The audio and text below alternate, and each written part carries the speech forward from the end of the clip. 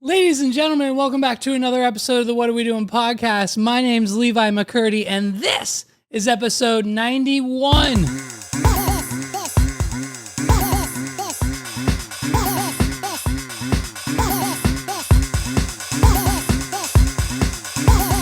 This is the What Are We Doing podcast. This is episode 91. And man, besides the fact that it's episode 91 and we're less than 10 away from a freaking 100 episodes of this podcast, dude, we hit 1,000 fucking subscribers. Yes. Hey, what? What reality is this? What world are we living in that my little badge now on YouTube says 1K instead of just, a number? Like, wow. Thank you. 1,000 people. Can you believe 1,000 people hit that beautiful red subscribe button? Now, if you haven't done so already, because according to the analytics, and I'd be looking at the analytics every freaking day, 40% of you watching aren't actually subscribed. So hit the button. Hit the subscribe button, dude. Hit that like button on this episode wherever you're watching. Thank you so much for tuning in again for another episode of this podcast. I mean, 1,000 subscribers. Are you freaking kidding me? It's been such a long freaking journey. I mean, just going all the way back. I mean, like 2008, I think, was like one of my first videos. In 2008, my dad had gotten me a little pocket flip cam thing.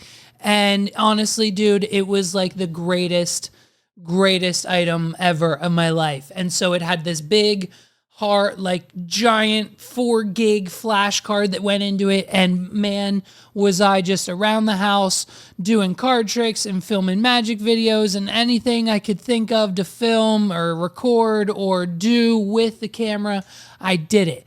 The issue was I didn't have a laptop to edit any of my videos on. And back in like 2008, they weren't necessarily readily accessible. Like the family home computer still wasn't up to par with like video editing and software. I think at the time we might have had a little like 7-inch netbook. They were things called netbooks before everyone just had a tablet that had email on it. You had a netbook that was the size of a tablet, but it just had a keyboard attached and it closed like a laptop. It was a wave for like a 2 to 3 to 4 to 5 years that, of course, Jeff had to hop on because it was half the price of a regular computer, which meant he could get it super cheap. So we didn't have the equipment at home for me to edit these videos that I was filming, so I knew I had to take it into my own hands. So at 15 years old, I had to get a job. Now, where we lived, the minimum age was 16. So we sweet-talked the manager at the local Subway because the owner's daughter played soccer with my sister, okay? And the one time they were playing a few weeks ago, my sister set up a goal for her. Her daughter made it in. She was the MVP. She owed us a favor. She got me in at 15. So at 15 years old, I was working at Subway making $6.25 an hour. I made $6.25 an hour. And when I asked the boss, I was like, yo, it'd be really cool if I could make, like $7 an hour. She said, hey, pump the brakes. We'll see. And so I started out at 6, and boy, was I ecstatic with that 6.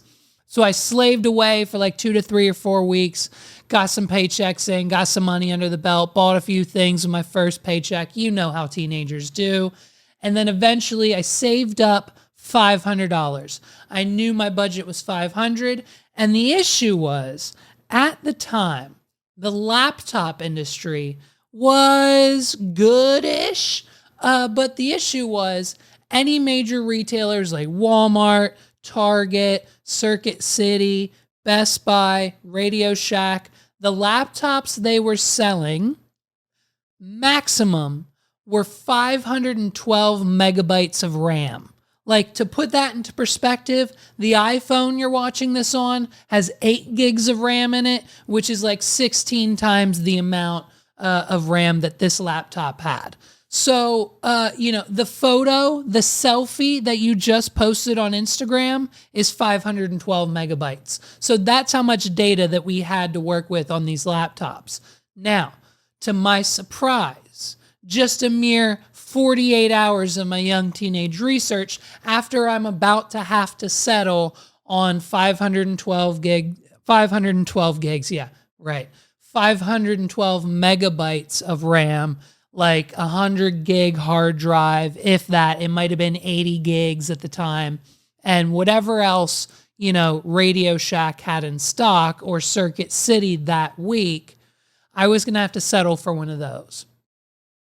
But nonetheless, a miracle happens. And I'll tell you what, if you can guess it, honestly, I'll give you a clue. Here's a clue. It was not one of the stores I have already mentioned in this episode. If you can guess what store I purchased my first laptop from, I'll send you a t-shirt, whatever, and I'll know if you fast forward and didn't guess appropriately and you're lying, and then I won't send you anything. And if you know already, I'll know you know, so comment anyways just to boost the algorithm. We have 1,000 subscribers now. We need to interact with one another. Let's go. You know what I mean? So, the weekly flyers in the mail come, all the ads, the Sunday paper, the whatever, what's on sale this week. And everyone knows my father, cheapo, sweepo. We didn't buy the baggies with the zips, dude. We bought the baggies that folded over because the zips cost 40 cents more per box. Okay? You understand where we're at mentally here? That's where we're at.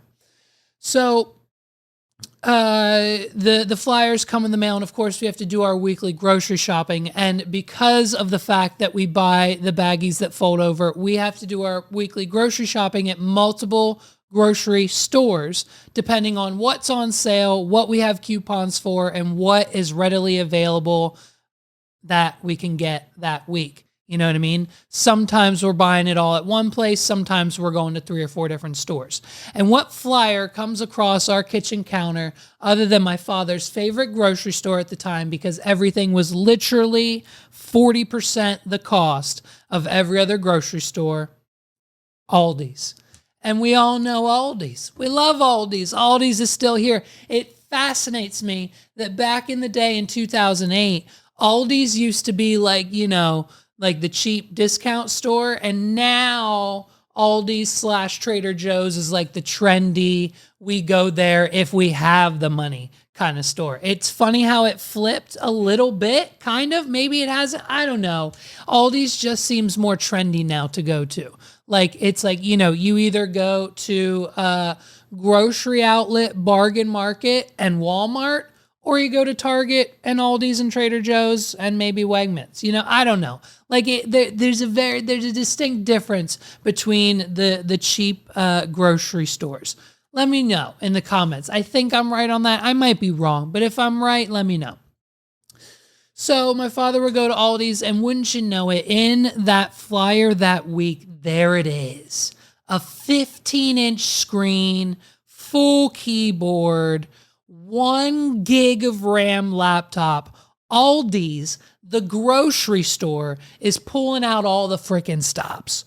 Aldi's, the grocery store, is where I'm about to go spend my first paycheck as a teenager.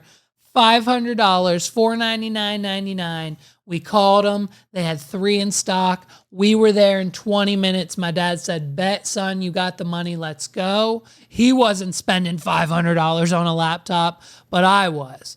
So I went to Aldi's, the grocery store, and I got me, it's this off-brand Aldi's. I'll try to find a photo of it. I think, honestly, they might have thrown it away in the move, but I think Sandy Dunkel might still have that laptop at her house. My mom might still have that laptop, and if she does, I'll try to get it back. And so, dude, I mean, it had like the round plug for the charger. It had USBs on both sides. It had VGA. I think it might have even had an HDMI port. I might be lying about that, but if it didn't, it had everything else it needed with a full gig of RAM. We're talking twice as fast as the industry standard at the time. And man, was I ecstatic because I finally had a machine that I could put all of my videos on and start doing stuff with it. So I immediately got that baby loaded up and I immediately booted up Windows Movie Maker. If you know, you know. You're not a real YouTuber, you're not a real video editor unless you started making movies, videos, music, whatever it is on Windows Movie Maker. Now, you possibly, if your parents were a little rich and your first laptop was your, parents' old MacBook Pro or Apple device, you might be editing on iMovie, same thing, but I would say roughly 90 to 99% of us started on Movie Maker. So I learned the ins and outs. I figured out how to get like the pro level transitions. I figured out how to get the green screens on like the very first edition of Movie Maker when like they didn't even have Chroma extensions for Movie Maker, but I found like a bootleg third-party developer add-on for it. I was doing all sorts of editing. It was a blast. And so then it was 2008. A thing called YouTube came along and we uploaded our first video. And since then, we've been after this goal. We've been after this goal of at least, 1,000 subscribers, 1,000 people to actually maybe even watch the channel. In the last 30 days, not only did we gain our 1,000 subscribers, but our YouTube channel gained, I think, close to roughly around 150,000 views. So thank you guys again. So we get the laptop, we get the camera, we get the first video edited, and boy, oh boy, my magic career is about to take off. And I don't think I've ever shown this to really anybody but the 127 people on the internet who's actually ever seen it. I believe at least anywhere from 30 to maybe, 100 of these views, anywhere from 30 to 100 of these views are probably just me, my mom, my family, and then me showing other people either on their phones or my own device. This video, I'm not going to show the whole thing, but I mean, this video kicked off our YouTube career and the channel that it sits on. It's now our gaming YouTube channel. You can watch all of our past Twitch streams on there. The magic videos, unfortunately, have since been taken down. If there is a demand for more, maybe I'll just release like a playlist with all the magic videos on it. If you actually want to watch them ever again, let me know in the comments. It's fine. I'll show them to you, dude. But this is the back half of one of my very first YouTube videos where I'm doing, honestly, to this day, maybe one of the best magic tricks. This was no editing, no camera editing, no like After Effects, no editing here. This was all one shot. I swear on the $20,000 Frenchie snoring under this desk life. I swear on Lou Bug's life, this was literally all one shot. And I'm actually, honestly, it's a banging video and it should have gotten 127,000 instead of just 127 views. Check it out. Let's watch it. In celebration of 1,000 subscribers, we're going all the way back. Here is my very first YouTube video. Wow. Above that concrete. It's gonna be amazing. I'm gonna blow your mind. And you know what? This one's for you, Mom, because you say nothing is possible. All this stuff I do is fake. By the way, how annoying is my voice? How annoying is the voice? I mean, you're all correct. Like I have a voice mod plugin installed on on the computer here. So soon I'll have like a George Clooney sounding voice for the podcast. So shout out to James or whatever, or whoever commented, Joe or Jack or Jill or Jeffrey or whoever, the 19 of you who say I need a voice changer. I'm working on getting one. So we'll have my voice change. But I mean, this was like straight out of puberty. I mean, I told you, listen, here's the issue. For those of you who are new and are going to comment on the video, there was a helium incident. My neighbor, God, I haven't talked about this on the podcast, I don't think either. My neighbor was the leader of the township. Like, she was the organizer. She was like the township coordinator, whatever, growing up when I was like, 13, 14, 15. And so what that meant was we got access to like the township carnivals, like the little carnivals they put on with the dunk tanks and the games and the things and the balloons and the stuff. And with balloons equals helium tanks. And with helium tanks equals access with me as a teenager to do whatever I want that day. So that day, unfortunately, I ingested about 1.5 gallons. We project anywhere from 1.5 gallons to 3 gallons of heliums. Like, those big punch-em balloons, I found those at the carnival and filled those up and ingested like 3 or 4 of those. So I was not only high at the carnival, but I was halfway through puberty at the time. So it stunted my vocal cords to the point where that's how my voice sound. And now between ages of 15 and 32, 19 surgeries later, what you're hearing on this podcast is the best that the doctors can do for me. So we're working on a voice modifier here for the Rodecaster. Hopefully, once we get that installed, it'll sound more like Brad Pitt or like Matt Damon. Maybe we'll go George Clooney. I don't know. Who knows? Who knows what we'll do? I wanted Snoop Dogg. They said I couldn't do it. It's fine. So, to the voice. So, but also, dude, talk about how crazy this trick is. First of all, like, let's go back a second. I'm moving rocks off of a tarp. So there were like fucking rocks. Like, we had these huge rocks just in the grass, whatever, because we're in the woods. It's fine. Like, we just had rocks. So I had the rocks on top of the tarp to show that there was nothing under the tarp. There was nothing under it. Like, so then we go and what? Just like I was the shit, bro. Lift the tarp. I'm gonna lift it up. We're gonna lift it up. And we're just gonna pull them out of the ground. We're gonna pull them. Right out of the car. Amazing. That is crazy, crazy stuff. My father, everybody. The only contribution my father has ever given to any career path I've ever had. There he is. He was the cameraman for my very first magic video. I mean, pulling someone out of a concrete driveway is difficult and one of the most easiest things I've ever done all at the same time. I'll explain it at a later date. So that was my first YouTube video. We uploaded that for whatever reason. I'm pretty sure we filmed it. Yeah, we filmed it in like 2008. But for whatever reason, my YouTube upload has it at January of 2011. So it's been a crazy. So then, of course, the YouTube journey continues and we start vlogging because, of course, NiceStat gets big. So, of course, trying to do a daily vlog, which quickly after 4 or 5 or 6 days, everyone knows turns into a weekly vlog or a bi-daily or something that isn't every day. I did try the daily vlog. What did I get to? I think I might have gotten today.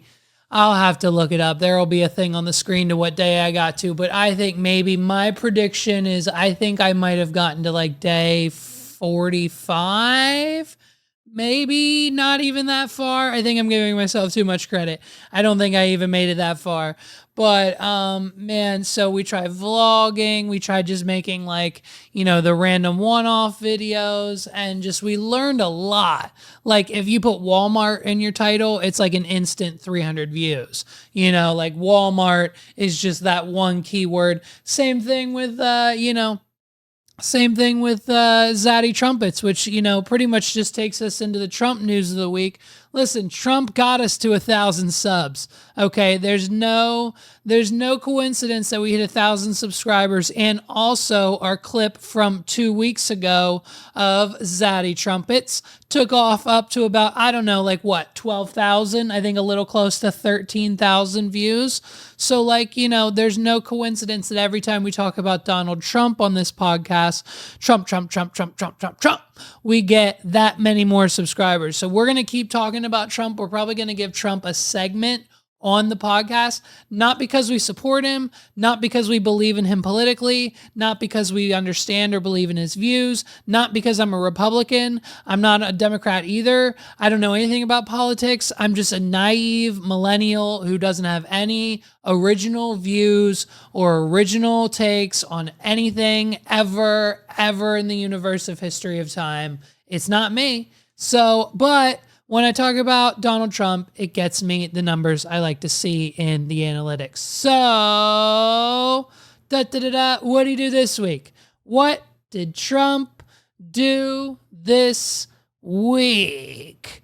Oh, yeah, the thing. He completely stole the spotlight from DeSantis. So everyone knew this week the news all over Twitter was DeSantis is now, of course, running for 2024 presidential election. DeSantis, the governor or whatever, mayor of Flavortown of Florida, I don't know. He does something down in Florida and he pisses Disney off every other day. DeSantis is the one who runs Florida, and so he's running against Donald Trump. And since we knew that this was happening, everyone's known that this was happening for the last month or two, even beyond that probably, right? So we knew it was happening, and it basically has just become funny because he's essentially going up against Donald Trump directly. And so when you ask yourself, who do you want? Ron DeSantis, who wants to build a prison on top of Disney World and is boring and doesn't really do anything. I don't know. What does he do? Does he do anything? I don't think he does anything. He doesn't do anything. Or Zaddy Trumpets. Who are you going to vote for? Who do you want as the primary? In the election, we're all voting for Zaddy Trumpets. No one's voting for fucking Ron DeSantis, or however you pronounce the damn name. So Ron's grandmaster plan and Elon's inevitable plan to take over the world, and of course, turn Twitter into whatever he wants it to be. Elon decided it would be an amazing, viral, multi-million-dollar idea that in the end didn't really work.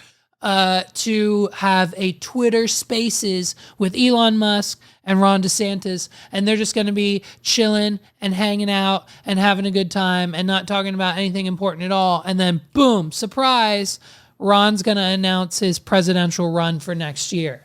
And so, of course, the news broke. Everyone knew, blah, blah, blah, blah, blah. We all knew it was happening before it was happening. And so what better way to completely steal the thunder of the train wreck of what it was, by the way. Elon couldn't get the stream started. It crashed halfway through. Everyone had audio problems. It wasn't working. Because when Elon took over 6 months ago, he deleted half of the code you needed to run Spaces anyways. And so, they didn't have any developers there to fix it because he fired them all. And it was just a freaking train wreck of what it was. And once they finally got it working, it didn't take much longer after that for Trumpet's post on True Social to go stupid viral on Twitter. Whereas, listen, AI is here. And AI is sticking around. If you haven't realized by now that your job is kind of almost sort of replaceable, if not your entire business, by AI, you're a little naive. Let's get with the program here. AI is here. And we're using it now in politics and presidential campaigns to the point where Donald Trump is literally making fake Twitter Space videos about the DeSantis announcement with, other political figures, other fictional figures, other people of history. And it's kind of, honestly, one of the most hilarious plays in history. It's hilarious. If you don't think this is funny, What are we doing? To our Ron DeSantis Twitter space. Hello? Is my microphone working correctly? George, can you just wait while we... Hello? Can you hear me?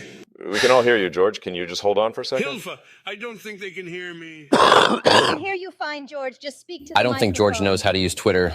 Hello? Can you hear me now? Can I please make my big announcement now? Everyone just... Hello? Just shut up, George. Can somebody just mute George? The devil is speaking. Could you try not to cough on the... Okay, so how are we going to take out Trump, you guys? Guys from the FBI, this is not a private call. This is a public Twitter space. Everyone can listen in. God damn it. Okay, so like these are the types of things that Donald Trump is now posting, and I guarantee you will continue to post. The clip goes on, he shows up at the end and says, you know, vote for Trump, truesocial.com, whatever, it's a whole plug. But it's the most insane move that we've ever freaking seen. There's no way. Was Obama posting memes? Was freaking George Bush posting memes? Has any president ever, when did it become, I think was Donald Trump the first president to ever post a meme? Like, let's find that out. Like, I mean, we need, oh man, the Zaddy Trumpets news of the week, stealing the spotlight from Ron DeSantis is, it's a fun time. It's a fun time for everybody. And I think honestly, we're gonna see a lot more of this, and I can't wait. Trump's numbers are through the fucking roof. His numbers are through the roof, and there's no, listen, if you ask anyone, unfortunately, it's not looking good. You know what I mean? For anyone else. So there's your Trump news of the week. The whales are coordinating and they're attacking our ships. Okay, so here's what happened. After Jeff Bezos got done raving at Coachella with his butterfly button-up shirt, he got on his $50 billion yacht with his 19-year-old girlfriend and 27,000 of their other friends. And while they were streamlining through the Pacific Ocean, they hit and ran into a killer whale, like Free Willy, like, the orca whale. They hit it with the yacht. And so I don't know if you know what happens when you hit an orca killer whale with a mega yacht. They get a little pissy. And so what happened was, and this is so true, I'm so glad we found this article. Orcas have sunk 3 boats, and it appears that they are teaching others to do the same, and here's why. I'm telling you, we don't make shit up on this podcast anymore. This is what's going on in the world. You guys need to know and be informed. Okay, you thought we were going to come on here and talk about all that other stuff that's happening? No, we're going to talk about the killer whales, okay? The article goes on to say, orcas have attacked and sunk a 3rd boat off the coast, and experts now believe the behavior is being copied by the rest of the population. 3 orcas, also known as killer whales, yes, struck the yacht on the night of May 4th off the coast of Spain and pierced the it's some German. It's, they put these words in these articles, and from time and time again, I tell everybody I can't read. What we need to do is we need to start rewriting these articles with a 2nd grade reading level, because it's fine. So what the article is saying is that, these orcas are sinking the ships. That's basically what the introduction is. So that happened. They sunk 1 ship. Then 2 days earlier, a pod of 6 killer whales assembled and sunk another boat. So reports of the aggressions of the orcas are coming in left and right, and it began in May of 2020, and now in 2022, we have realized that these attacks are organized. The orca whale attacks are organized, and I mean, honestly, this is what they're saying. Experts suspect that the female orca that they are calling White Gladys. So White Gladys is who Jeff Bezos hit. So after Coachella, Jeff Bezos got on the yacht and unfortunately crossed paths with White Gladys, banged her up real bad with his yacht, And now White Gladys has flipped a switch of behavior into panic mode. Anytime a luxury yacht comes near her, she has fucking PTSD, PSD, whatever the fuck, post-traumatic stress syndrome. Yeah, I said that right. She has post-traumatic stress syndrome. And so she's now, every time she sees a mega yacht that a billionaire is on, she sees red and she wants to just breach the water and sink that motherfucker.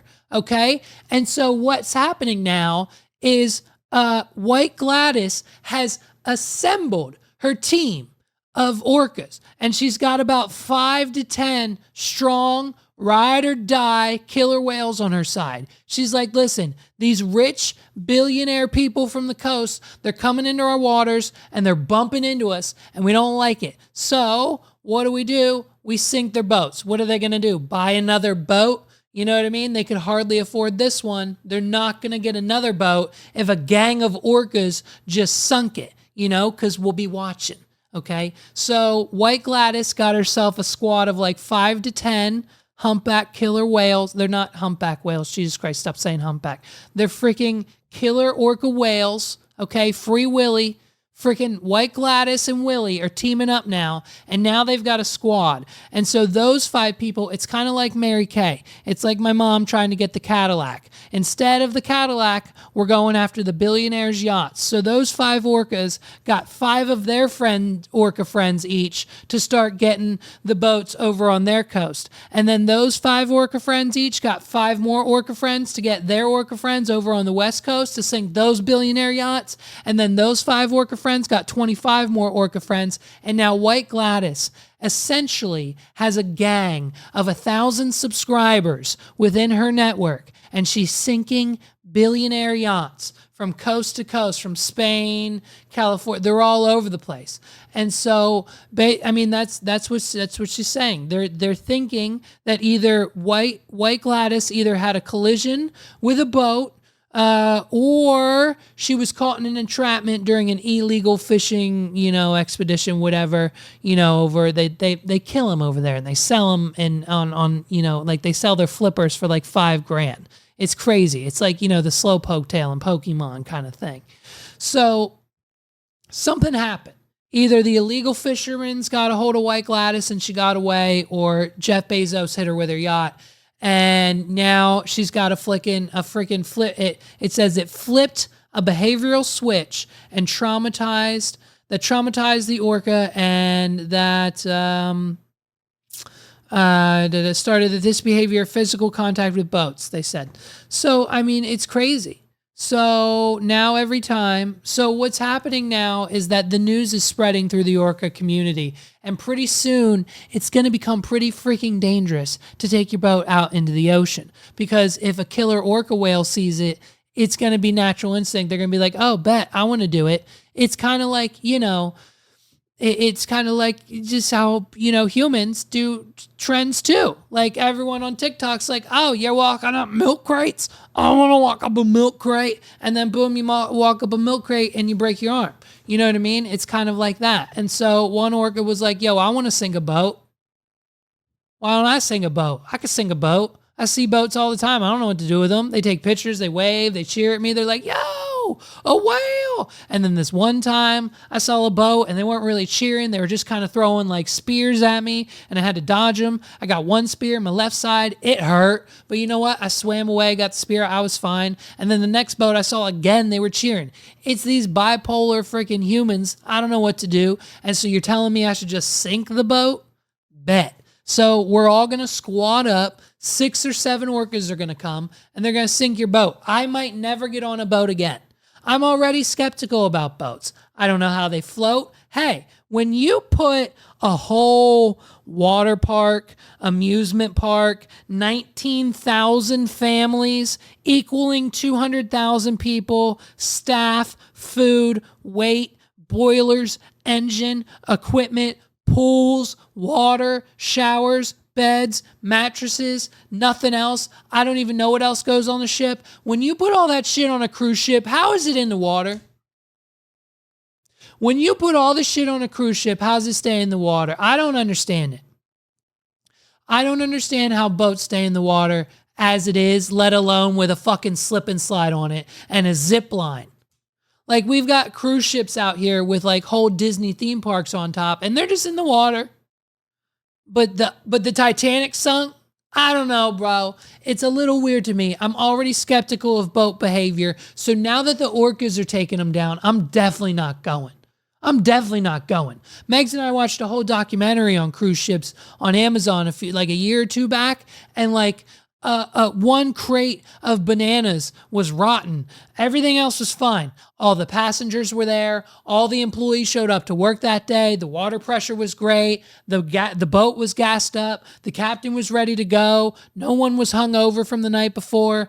Everything was all hands on deck. Green check marks. Let's go. Let's bounce out of this bitch and start the cruise. But one fucking box of bananas was rotten, and apparently that'll throw off the whole thing. And if one box of bananas is rotten, that means the engine's gonna blow, and that means there's definitely gonna be a salmonella outbreak in cabin 413, which means the rest of the cruise ship is gonna be sick, quarantined, and probably gonna have to turn right back around to port 3 days into their venture because there's nothing they can do about it. And so they had to figure out what the fuck they were going to do. And apparently you can't just go to Walmart and buy a bundle of, bananas like they do at the Olive Garden when they run out of breadsticks and salad dressing. You can't just hop over to Walmart, get it, and hope the customers won't notice. It's fine. It's true.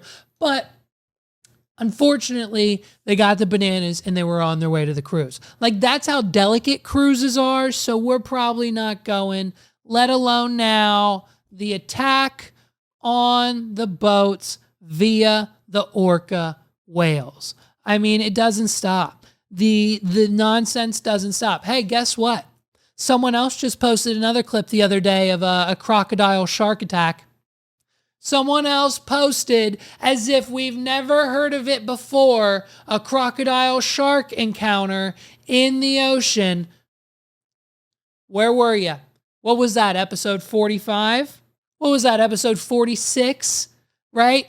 Crocodiles and sharks have been going at it for millions of years. If you know, you know. Google it. I know I'm right about it. They've been going at it for millions of years, and now things are happening in the ecosystem, global warming, whatever. I don't know what it is, but the crocodiles and alligators are getting a little frisky, and they're getting adapted to a little bit of taste of that salt water, and they're realizing we can go out for 30, go in for 30, go out for 30, go in for 30, and pretty soon that 30 minutes is going to seem like 45, and that 45 is going to turn into 60, and that's just enough to get a chunk out of a great white shark.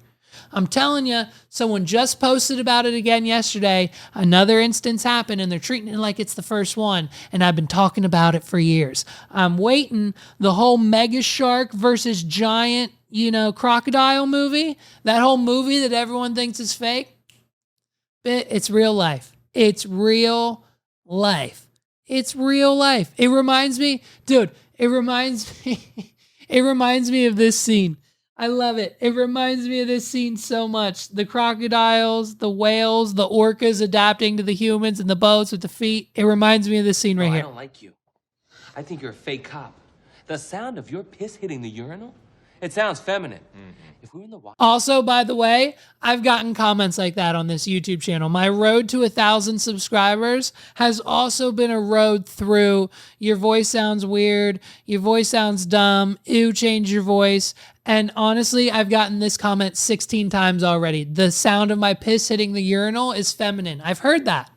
I've been at events, I've been working, I've been in public, I've been at a bar with friends, I've been out, whatever. People have told me the sound of my piss hitting the urinal is feminine. And I think they knew, apparently based on my voice, they've known it.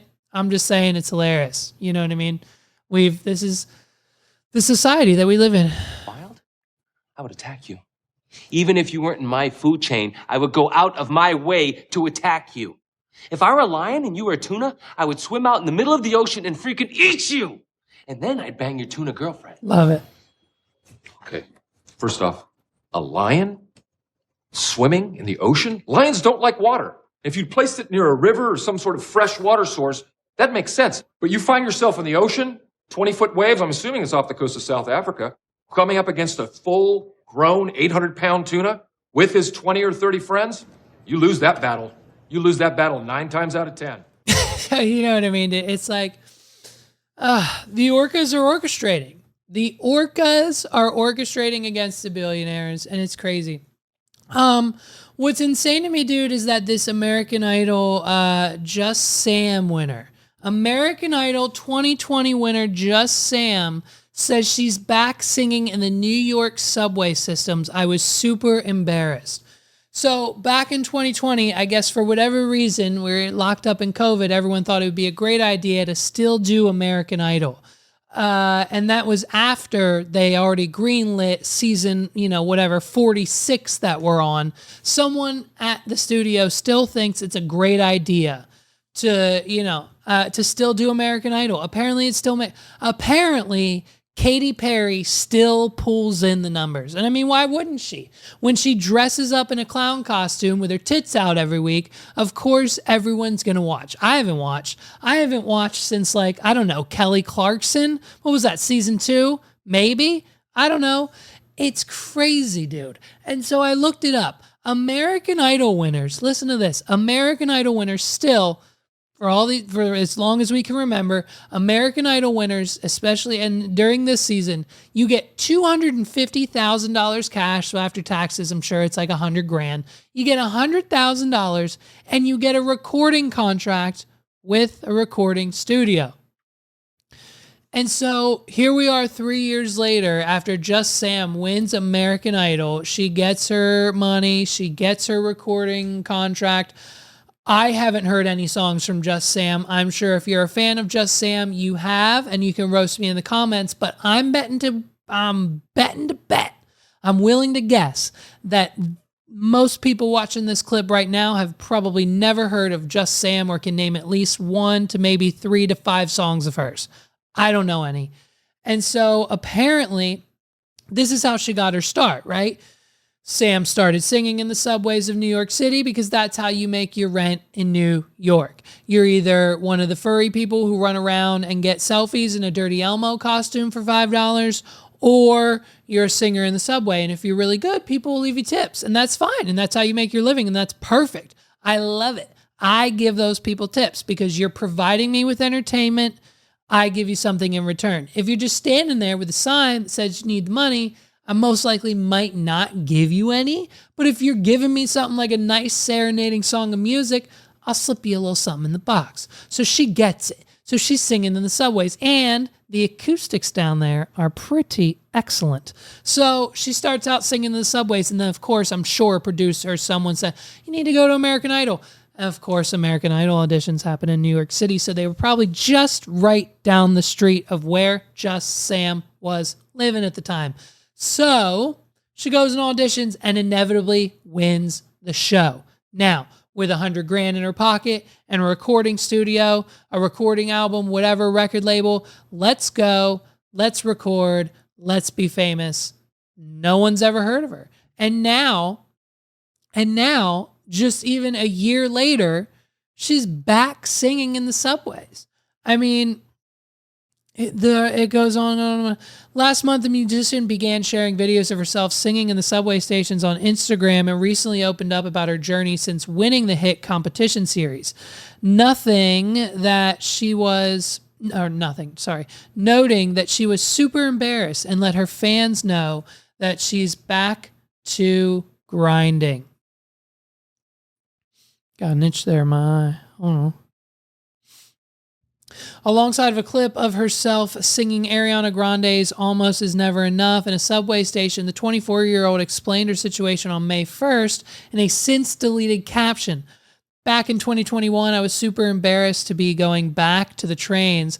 I didn't want people to know that I legit needed the money, and I didn't want people to know that it wasn't optional, wrote Diaz on Instagram. So, it seems like the money just kind of runs dry pretty quickly, doesn't it? And what's fascinating to me about this whole thing is They're on like, season 37 of The Voice. They're on like season 46 of American Idol. We're still doing America's Got Talent. There's like a whole nother spinoff of America's Got Talent now. I learned early on. I did America's Got Talent 2 times. The first time was because I was in the height of my career. I was hype. I had views on YouTube. I was doing magic shows left and right. I was filming everything. I was uploading new videos every week. I got accepted to go. I made a whole spectacle out of it. I went, Kodak went, Megs went, my sister went, my parents went. We got the hotel room. We drove through the night. We stood in line. We got the badge stickers. We took the pictures. It's one of my most liked photos ever on Instagram because people thought we were gonna be on TV. Everyone was cheering for me. I got so many DMs. When I posted that picture of Justin and I in line at America's Got Talent, people said, bro, I always believed in you. Bro, you're the best. Bro, you're gonna kill it. Bro, you're famous. Bro, I can't wait. Holy shit, take me with you. Holy shit, you're on America's Got Talent. I believed in you. I've been here since the beginning. All the people came out of the woodwork. I got hundreds of DMs on Facebook. As soon as we posted, we were in that audition line and we were riding the high of New York City. We then went to the city the next day. We filmed magic videos in the Apple store. It's one of my most viewed videos. We filmed a magic video at the pub we went to. We filmed a magic video in Soho. We walked around. We fucking took over that weekend. At least in our minds, we did. We filmed a lot. We did America's Got Talent. And unfortunately, 9 months later, they told us that we didn't make it and we won't be appearing on the show. We never even got close. So the way all of these shows work are you have to audition at either a rundown college, a warehouse, whatever building these people rent out, whatever the cheapest is in the town that they need to go. Sometimes it's a car dealership. Sometimes it's an old college campus. Sometimes it's a school. Sometimes it's a stadium. Who knows? And then you go and perform in front of what they call producers, but they're just 20-something-year-olds who are working for $15 an hour, and they're there to find the best of the freaking best. And they need to go back with one name. So the 100 people that they see every day and all day that do their talents, they're literally pulling one name out of all of them and going back to the network with that name. And there's probably about, a few hundred of them. So they're going to get a few hundred names out of all of the thousands and thousands and tens of thousands of people there doing their magic, their singing, their whatever. And then you never have a chance. The only way you have a chance of actually making it on the show is if you're JoJo Siwa, Jimmy Fallon. You have no one, the producers, they get you on.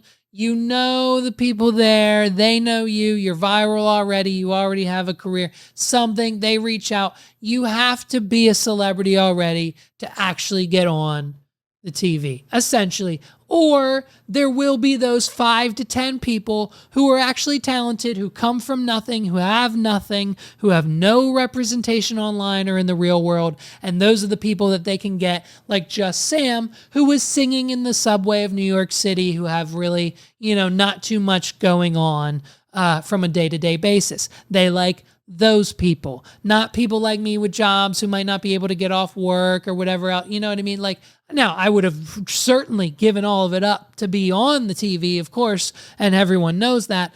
But, at the time it is what it is.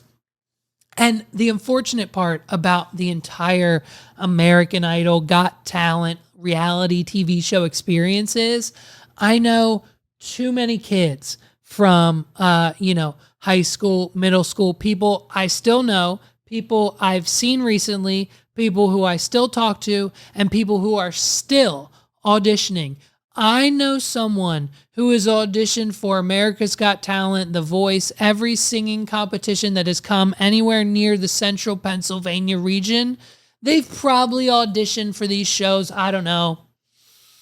13, 14 times, maybe a little less, maybe a few more auditions, and still have yet to see that stage, those judges, the celebrities, the camera, the lights, the interviews, the green screens, the this, the that, the signing of the waivers, the spotlight, the one-on-one time that you get on TV that night NBC, 8 o'clock. As soon as it comes on, boom, there's your face.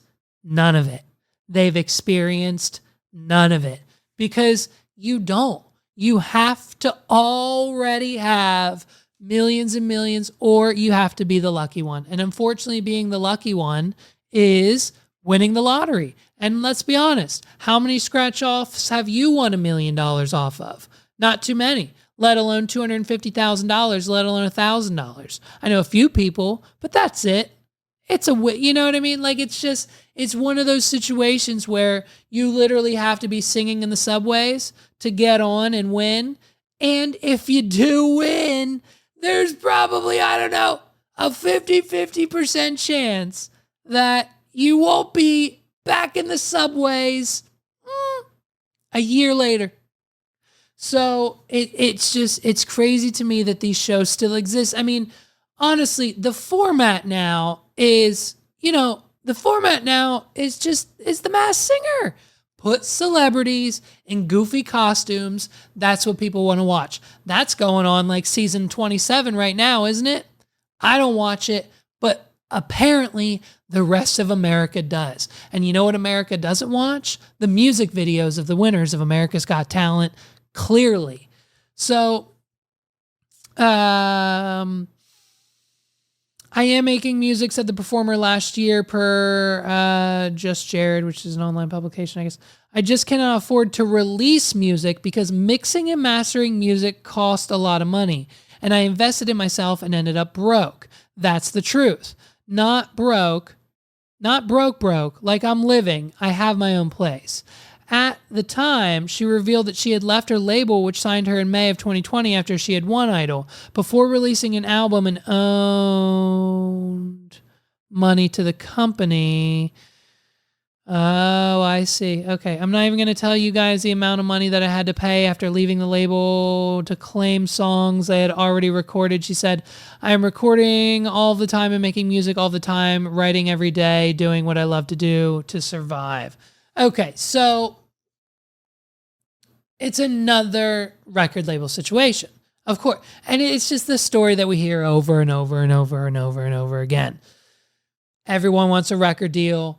Everyone gets a record deal. And then you realize, oh, you actually have to sell your soul and that you don't own anything and that you need to actually pay the record label all of the money back that they give you. So when the record label says, hey, here's $250,000 for your record deal, bet. Don't spend it all in one place because actually we're going to need it back from your tour, your merch, your record sales, your album drops, everything else. But when you leave the record label prematurely, it's unfortunate. They're going to need all that money back. So that seems to be the situation here. You know who doesn't need to give their money back? The people of the subway. So now that's where she's at. And it's unfortunate that's where the society of American Idol has taken us. I think the only gem out of the whole show that we've gotten has been Kelly Clarkson. She had a semi-successful music career. And now what have we got? The Kelly Clarkson show. We needed an Ellen DeGeneres replacement after she literally physically abused half of her staff. We need to mentally the other half. We need someone to replace her. So why not give Kelly Clarkson her own reality daytime TV show and call it a day? Call it a day. Kelly Clarkson, she's done with the singing thing. You know what I mean? She's given that up. Because it's proven from time to time again that American Idol winners, I'm sure you could probably go on to give me a few other instances where people won American Idol, but that's just what happens. When you win the season of American Idol in 2020, 2021, 2022, 2023, you've got about a year. And if you don't figure it out in a year, you're going to be back to the subways. And that's the sad truth. Unfortunately, it's a sad truth of American Idol. And honestly, dude, to wrap up this podcast episode,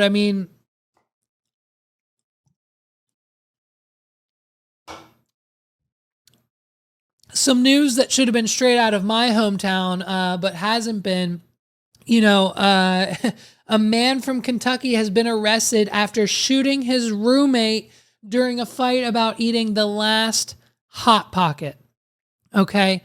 Now, before we even jump into the article, I don't know if you guys have ever experienced this before, but just imagine you have that box of either, your classic ham and cheese, your classic pepperoni pizza, or if you're a little fancy like me, you like to get sometimes the Philly cheesesteak. Sometimes I like to get the meatball sub Hot Pockets.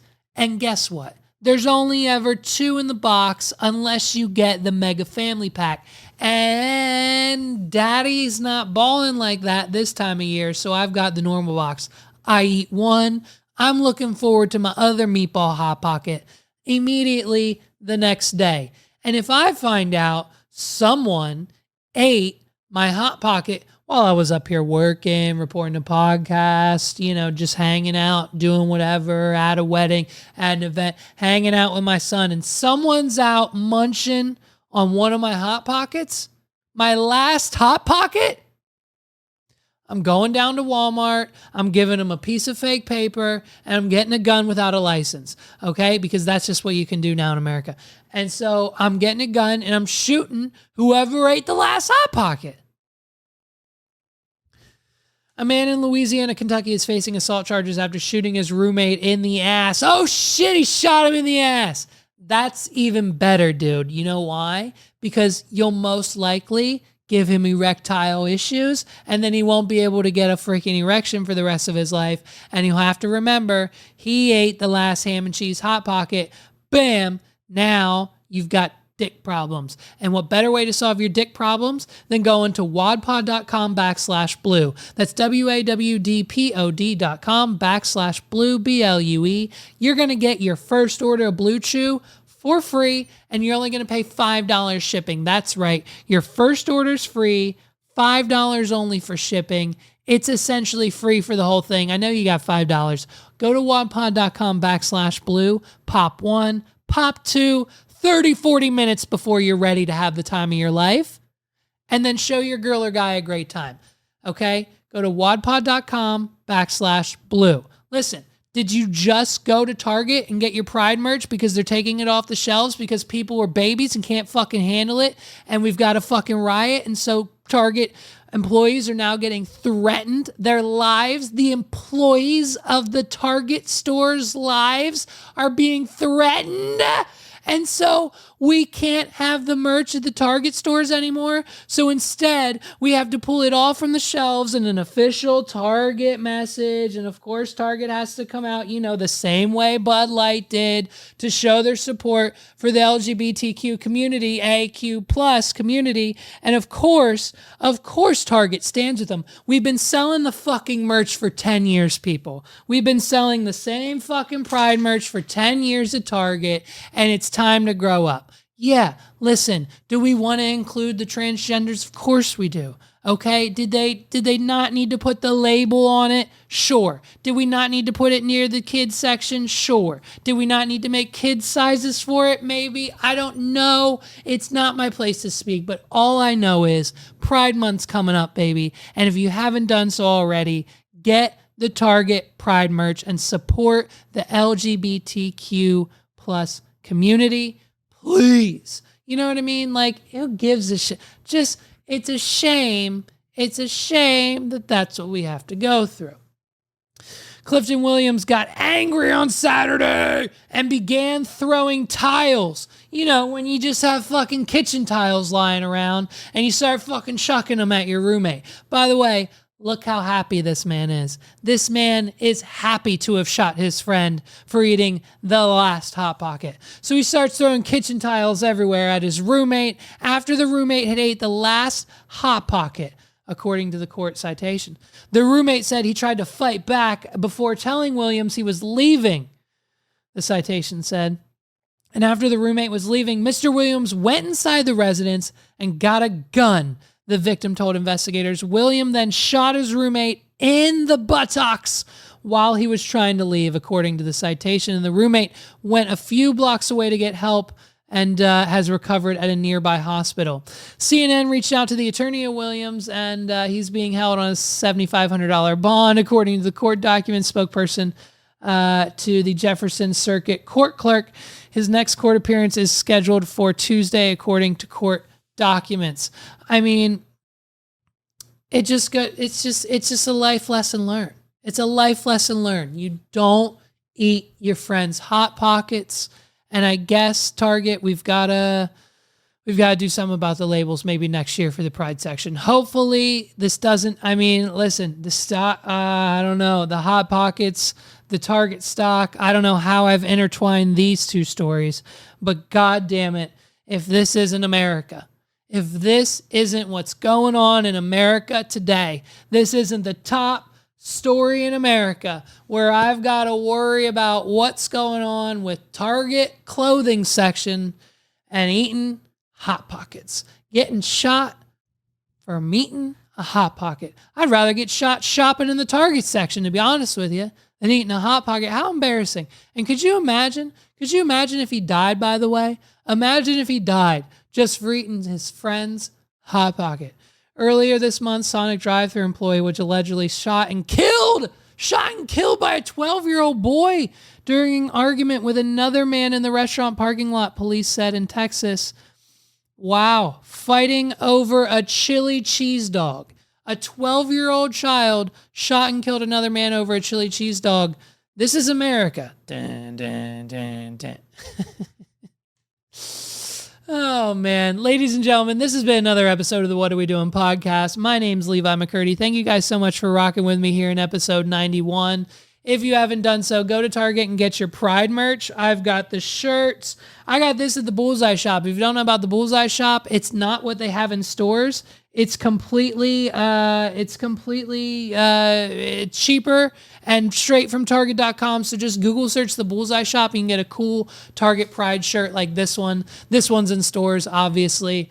So go get it. Support the cause. Support the community. Next week kicks off Pride Month. Will be Prideful all month long on this podcast, of course, because we support the community. This has been episode 91, guys. Thank you so much again for getting me to 1,000 subscribers. I knew we'd hit it, but at the same time, I was like, holy shit, this might never happen.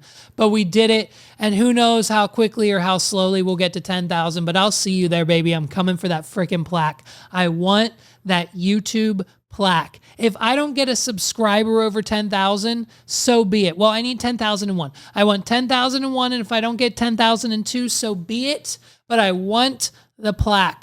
Let's make it happen. Let's keep growing the pod. Let's get to episode 100, baby. Check it out. wadpod.com/links is all you need. WAWDPOD/links, LANKS. Everything's there. Or you could do /YouTube, /Spotify, /GoodPods, /Blue, everything you need is down in the description below.